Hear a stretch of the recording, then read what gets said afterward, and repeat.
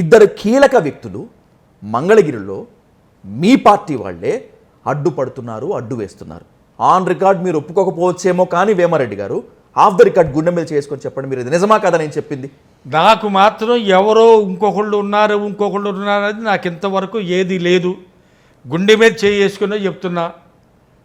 నాకు ఇంకొకళ్ళు ఎవరో ఉన్నారనేది నాకు ఇంతవరకు లేదు, ఇక ముందు కూడా రాదు.